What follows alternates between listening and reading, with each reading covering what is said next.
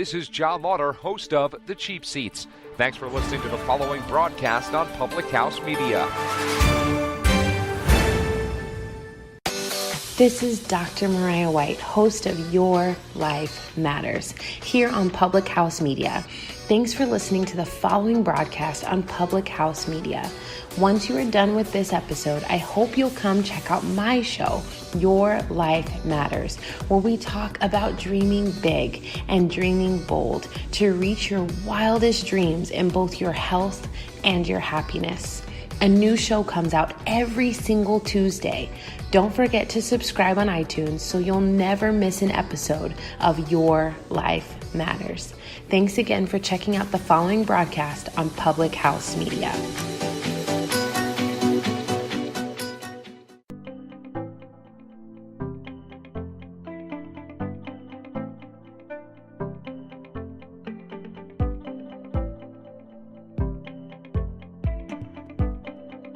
Hello everyone, it is Filter Friday. I take a short, small hiatus last week, but we're back.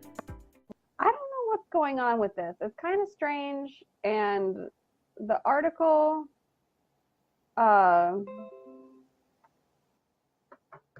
doesn't really, in my opinion, doesn't really portray what is going on. I don't know. It's strange, but I'm going to take a second to share the broadcast before we try to unpack this weird situation that happened at Florida A&M with the original, the OG founder of #MeToo. Because although we have talked about her on the show, I don't know, once or twice, we don't really talk about her all that often. It's I don't know her, and nobody's really heard of her until this Harvey Weinstein situation happened. So we're going to see if we can't decipher this. Post. Done. Facebook is working for me today. My light was not. There are two reoccurring themes on this show.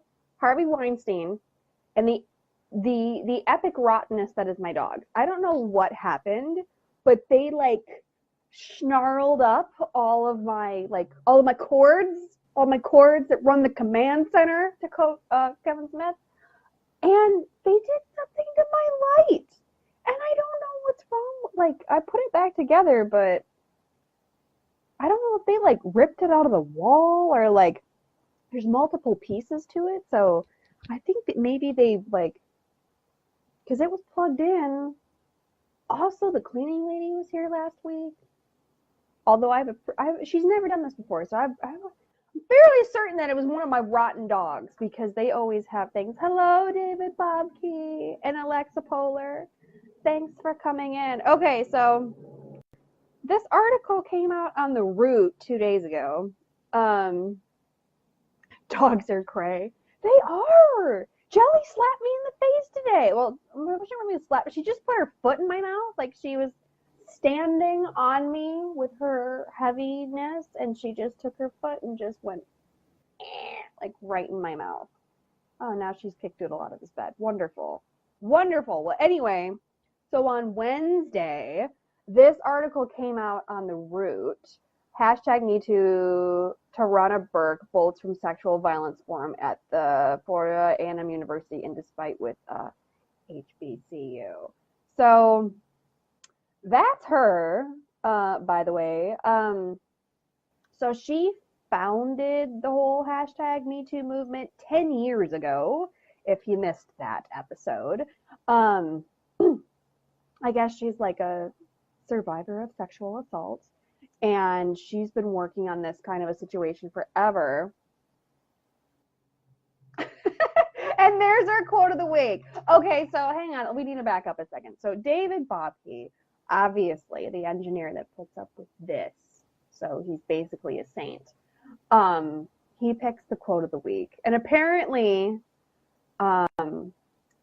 we've already hit our quote. Jelly Donut put her foot in my mouth, and it's not the first time that she's done it. She does this to me fairly regularly, and it's not fair, but there's nothing I can do. Have you ever tried arguing with a pug? It's impossible.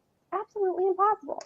So Tarana Burke, the moral of the story is that Tarana Burke, the woman that, devised Me Too 10 years ago, has, she's had her website out for a while and she's been going around like doing work on this stuff. And then as the Harvey Weinstein story was, I don't want to say breaking, before it was like just rumblings in the distance. And Aussie came in, my partner in crime. Aussie did an episode with me a few months ago when we were working, and she was dressed like she had like a leather outfit on. She was, because we were on set, so she was dressed like a dominatrix. We should have had your little your gimp also be a guest on that episode. It would have been really fun. Yeah, that was a good time. And then I looked like Beetlejuice, dude. It was rough. And it rained on us. It was a wild episode. So if you want to see some craziness, go back to that episode with Aussie a few months ago. Anyway, so when like the rumblings and the rumors that it was going to go down, Harvey Weinstein was actually going to get exposed in the press. What's her face? Alyssa Milano was like, everyone use #MeToo so everyone can see the magnitude of this issue. And I will say, I'm not one for like hashtag campaigns, contrary to popular belief. But this one worked, obviously, because you and I are still sitting here almost 2 years later. This is a very, like, for Los Angeles, this is a very long, committed relationship that we have sitting here, just so you know that. Like, that's a long time. And Michael Lawrence, hello, photographer Michael Lawrence. He's so much fun to shoot with. And you won't get sexually assaulted. Although I will say no, I shouldn't say that. I have had a couple photographers that were skeezes. But by and large, I've been pretty lucky with that. Most photographers that shoot, like, sexy, like TNA, like, that kind of stuff, they literally couldn't care less. Like, they're like, if I see another boob today, it'll be, if they never see another boob, it'll be too soon. Like, or another butt cheek, it'll be too soon. Like, they literally don't care. Like, that's a great thing about, and Mary's here, the formidable Mary. That's the great thing about it, is they literally don't care. And they're like, oh God, just shoot it. Just get it done. Just get it over with. So, what had happened with this lady at Florida A&M? Says #MeToo founder and activist Tarana Burke abruptly ended a sexual violence forum at Florida A&M University after getting into a verbal altercation with a FAMU employee. Which I think that's pretty common practice now, because like every other time you turn around, you see another, like, someone else giving a speech at some university, and then someone's upset about it. Like, you would think it's a requirement for graduation at this point to be like, I went to someone's speaking engagement and I was upset. Give me 10 credits. Or that's what it sounds like. That's what the news would have you believe. Burke, along with professor and influence Yaba Blay, were wrapping up their presentation with Burke and an unnamed FAMU employee had words regarding a program to end sexual violence, about which Burke has been in talks with FAMU to implement. That's all well and good. That sounds fine. But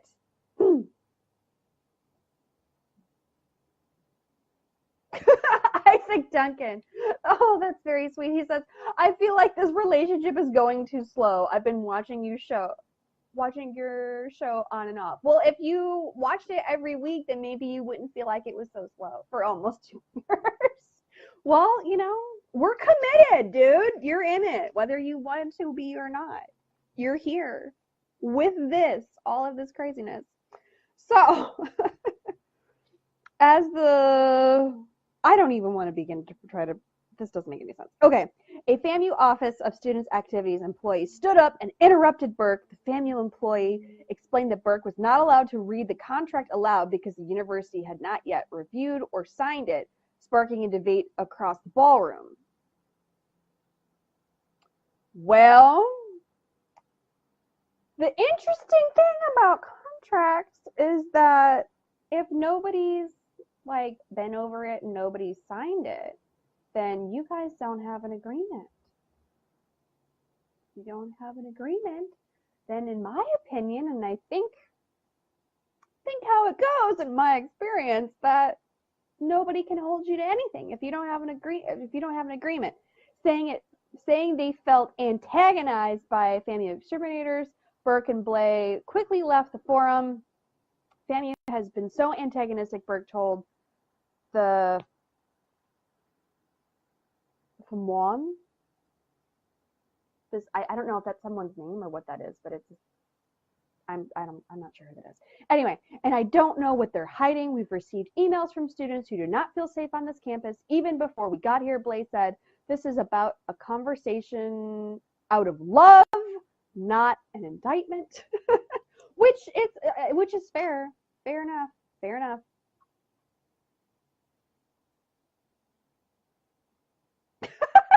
Isaac Duncan, although he has a lovely use of emojis, which you won't benefit from, but he says, last time I had to tune into #MeToo was hot and you were pissed. I usually am. That's not true. I feel like I'm a level-headed person. I'm just a little bit more animated some weeks than others. Unless someone's being like really, really ridiculous, then I'm like, oh no. Or like the time that Kevin Spacey didn't want to show up for his arraignment. I was probably pretty heated over that. But because I thought it was funny and for no other reason. We received emails from students. Okay, we went through this. Students interviewed with the FAMU agreed that FAMU's action were embarrassing. I'm using air quotes for podcast listeners. I feel like at this point in our relationship, you should be able to hear it when I'm using air quotes. Not, you don't really need a visual. I believe in you. It was definitely embarrassing for FAMU students because the way they treated the guest wasn't welcoming at all, Chris Seal Bailey said. In a statement to the Tallahassee Democrats, FAMU said it would just needed time to review the sexual violence proposal, that it did take students' safety seriously. We need time to vet it with our general counsel and have it approved by the Board of Trustees. And so they didn't give us enough time to do that, Andrew Skurrit, FAMU Assistant Director of Media Relations, told the news outlet. But the university is committed to safety of our students. See, this is where this article gets jumpy because apparently, like, they were in some kind of talks to implement some new policy, but policies are by and large just paper. And whether they act on them or they're enforced or not are a completely different situation. But unless this woman got up and said, this is the contract that Florida A&M University is going to adhere to in regards to their sexual assault and sexual harassment policies on campus, here it goes, and went on the list, then that would be misrepresentation, but that's not what the person from Florida A&M got up and interrupted with. They just didn't want it read out loud. So, confused? Are you confused? Because I'm confused. And then apparently they all stormed out, according to the media. And again, I don't know this lady, but I thought we should talk about it because it seems, she's the founder of the movement. She's the OG. She's the original gangster of #MeToo. That was her jam. Doodle, do not even start with that squeaky toy. Knock it off. Doodle uses his squeaky toys 3 times. In the middle of the night, between the hours of 2 and 4:30 a.m., during the show, between 8:30 and 9:30 on Friday nights, or when we're driving. That's it. That's the only other than that, he's not interested. But I don't know, that's a strange thing to happen. And I don't think it's cute to just like leave out of places. It really too is like, especially if somebody stands up and interrupts you or heckles. It's just a discussion then. That's a great time. Although like you shouldn't heckle people, but like if you're getting up and you have the attention of the room and somebody heckles you, do not miss that opportunity because it's a good one. Like you should have heckle material like ready to go. Like speeches here, heckle material here, and you just move pages and you just crowd work the whole way down because that's a beautiful opportunity that you don't get all the time, and you should use it. And especially since like everyone's watching this unfold, like you have this beautiful forum in which you're like, nah, I'm just gonna leave, and just be like, ah, no. Like, I don't know if there was pearl clutching or not. It seems like there might have been, but that's just me being judgmental. Like, maybe there was like, oh, I can't work under these conditions, and then they bounced. Or maybe it was like, well, never mind then. See you later. I'm not totally sure. I'm not totally sure how it went down in the media. It didn't really cover it all that well, obviously. Were you confused by that article? Because I was confused by that article. It doesn't make any sense to me. Wasn't this the lady who had an underage boyfriend and her husband killed himself over it? I haven't heard that, but that doesn't mean it's not a good excuse to go digging. I don't think so. I could be wrong though. I haven't read that about her, but again, I don't know her. She's just like the founder of this situation, and she's going around to different college campuses giving sexual assault forums, and apparently now storming out of them. So I thought we should talk about it because I'm confused. And this, it's good to have a healthy discussion. The metoo founder, yes, her name's let me not get her name wrong. Hang on a second. Her last name is Burke. Tarana Burke. She founded #MeToo 10 years ago. In the dawn of hashtags, really. And the very inception of hashtags. 10 years is a long time ago. A long time ago in the history, as far as like the history of hashtags goes. That was like the Pangea, We had MySpace and maybe, oh, hello, David Winterrose. Thanks for coming in. Just a bizarre situation. I don't know. I think if she has pictures that got released of her sleeping with a 15-year-old. Wasn't that Asia Argento? Yeah, you're thinking of Asia Argento and Anthony Bourdain, which is funny because I was having Tijuana tacos with my aunts today. We're completely unpacking that backpack of Anthony Bourdain and Asia Argento. Yeah, this lady is different lady, completely different lady. That's a whole other thing. But you've been paying attention, Isaac Duncan, and I appreciate that about you. So I don't know. Like, I think, like, judging by the article, like, the Florida A&M University, like, person was in the wrong. Like, you can't read that article out loud because we haven't signed it yet. And like, well, if you haven't signed it, then you're not bound to it. So if you're not bound to it, then it doesn't matter who reads it because you didn't say that you would agree to that. There's no signature on it, so you're good to go. Don't worry about it. Calm down.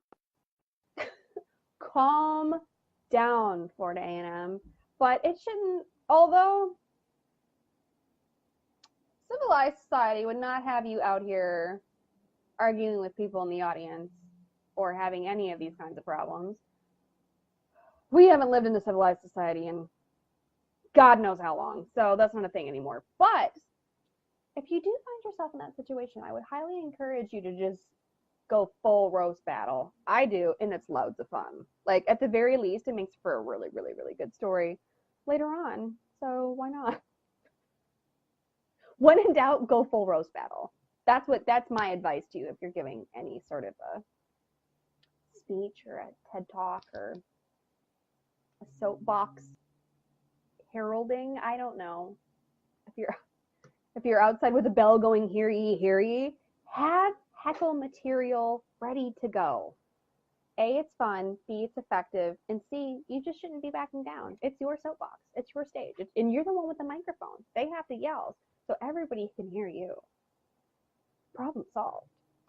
Anyway, so I thought that was an interesting situation.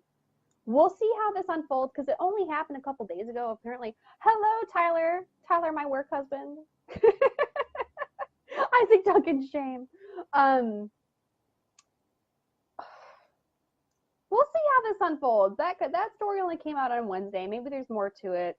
Maybe somebody's sitting on a cell phone video ready to give it to TMZ or something. I don't know. It's hard to keep track with what's going on with these colleges and like what actually happened during these big brouhahas over speakers that they constantly have. You would think it'd be old news at this point, but apparently it's not. Apparently it's still going strong with people having a freak out about who's ever speaking at a college. But that's where we are. I mean, look at what Jerry Seinfeld said. Seinfeld was like, no comics are doing colleges anymore. These kids can't handle it. Surprise, surprise. But the thing is that they're not kids. They're actually grown adults. Fake news. Tyler Albrecht says fake news.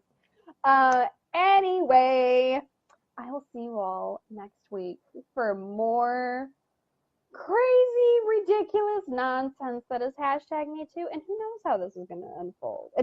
We're all in this together. We're all seeing this unfold in real time together in this committed podcasting relationship that we have. And it's beautiful. Like almost 2 years in LA, it's like almost 20 in the rest of the country. Like, come on. We're soulmates, kids. Like, at least, maybe on like a Samantha Jones level, for sure. But anyway, I will see you all next week. But before I do, Tyler, you miss me. I miss you too, buddy. I was telling somebody about you in your astronaut costume the other day. Anyway, share the show, or if you're a podcast listener, give us a review on wherever, a star or a color or a locker or whatever, and wherever you get your podcast, like Google Play or iHeartRadio or iTunes or Spotify or Stitcher or a bunch of other platforms that I don't really know how to use. It's also on there too. And I will see you all next week being awesome, trying to keep track of the crazy that is me too. David Podkey, hashtag pug life. It is a pug life. I'm living a pug life with her foot in my mouth. So see you later, kids. Share the show. I will talk to you next week.